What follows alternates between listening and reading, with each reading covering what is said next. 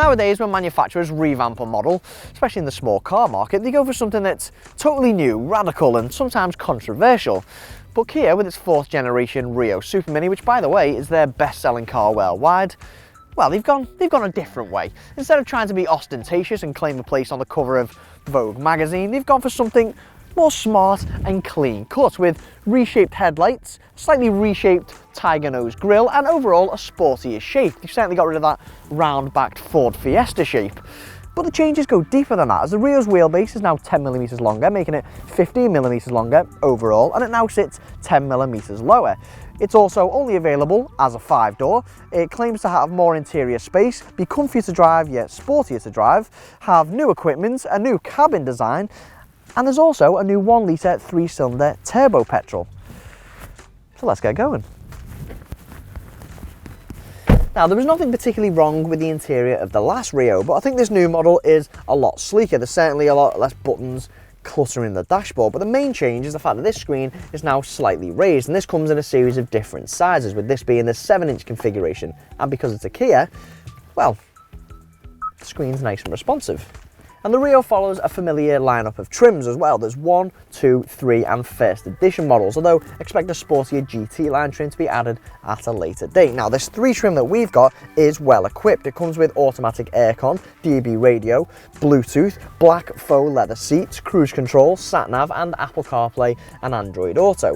And in terms of comfort, Kia actually claims that the dashboard is slightly angled towards the driver to make you feel more involved, but I'm not too sure of that. I can't really tell. But in terms of quality, it is better than the last model. It's just not quite as plush as something like a Volkswagen Polo. But practicality wise, you can't really fault it. There's loads of little nooks and crannies that you can fit keys and spare change into. Plus, it's actually got a decent sized glove box.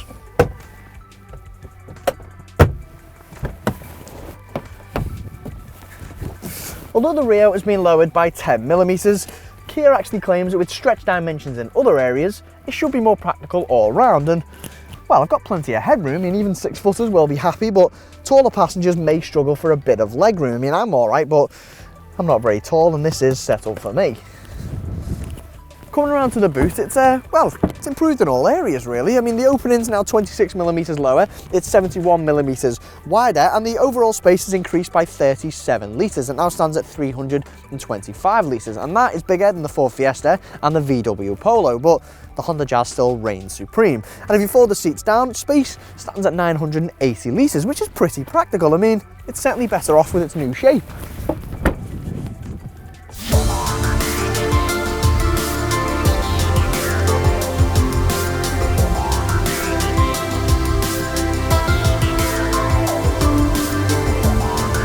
So, the driving characteristics of the new Rio are based around a new, stiffer body shell construction, which consists of 18% more high-strength steel.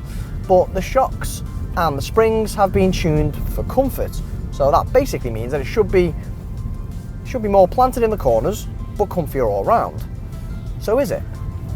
Well, it certainly feels more grown up when compared to the last model, especially in the corners, but it still doesn't offer that fun and flexible feel of the Fiesta or the well-refined feel of the Polo due to the tyre roar you get at higher speeds and the way it can bounce over bigger bumps. Just like its trim levels, the Rio's engine lineup will be familiar as well, with a naturally aspirated 1.25-litre 4-cylinder petrol and a 1.4-litre turbocharged diesel. But the big news is the new addition, which is the new 1-litre turbocharged 3-cylinder petrol. And this is mated to a 5-speed manual gearbox, and it comes with either 118 brake horsepower or 99 brake horsepower, and that's what we've got today. And you know what? It's a good little unit, this. I mean, it's got that trademark turbo bite, and it's got a nice little characterful engine note as well. No, it's not as entertaining as Ford's EcoBoost or Vauxhall's EcoNetic, and it does take 10.5 seconds to get to 62 miles per hour, but I think if I was going after a Rio, I think I'd definitely go for the 1-litre. This 3-cylinder turbo also has CO2 quoted at 102 grams per kilometre, and on average it claims to return around 63 miles per gallon, although we've been getting closer to 50 and 55.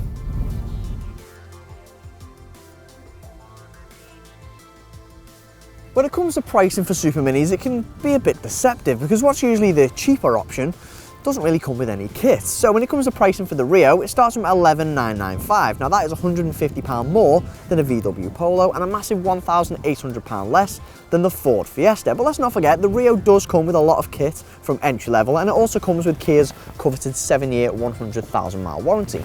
So the Rio is priced right, it's practical, it's got loads of kit, and it's got an attractive warranty. You could do a lot worse, and it's actually great for those who want a stylish yet not overtly flashy super mini. And okay, it may still not be the pick of the bunch for down and out fun like the Fiesta or practicality finesse like the Honda Jazz, but a lot of people won't care about that. They'll just be happy to have an alternative, and that's what the Rio is more than anything else. What would you go for? The Rio, the Fiesta, a Polo? Let us know in the comment section below, and don't forget to subscribe to our YouTube channel. Click on the inquiry button to find out more details about this car, or for any other models, visit carkeys.co.uk. And to watch more reviews, click one of the links on screen now.